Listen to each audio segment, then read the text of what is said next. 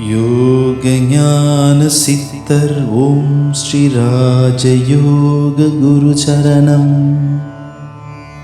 யோக சக்தி என்பது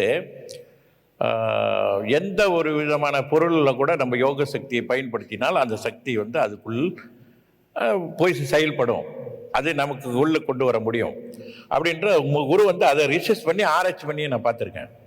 அது ஒரு இரும்பு ஜாமானாக இருக்கட்டும், ஒரு பிளாஸ்டிக் ஜாமாவாக இருக்கட்டும், ஒரு காகிதமாக இருக்கட்டும், ஒரு துணியாக இருக்கட்டும், எதுலேயுமே பிராணசக்தி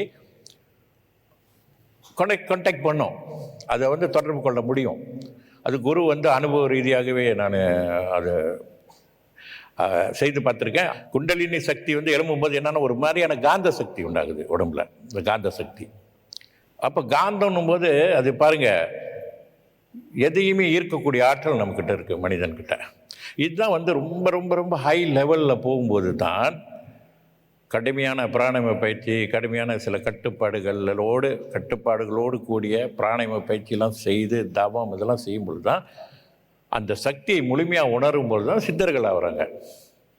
அவர்களிடத்து அதுதான் அவர்கள் அஷ்டமா சித்திகள் இதெல்லாம் பெறுறாங்க. அவங்க ரொம்ப கடுமையான நிலைகளில் அவங்க அதை வலிக்கிறாங்க. நாம் வாழ்க்கையில் நம்ம அந்த சக்தியை எப்படி பயன்படுத்துவது, குருவோட விசேஷம் அதுதான்.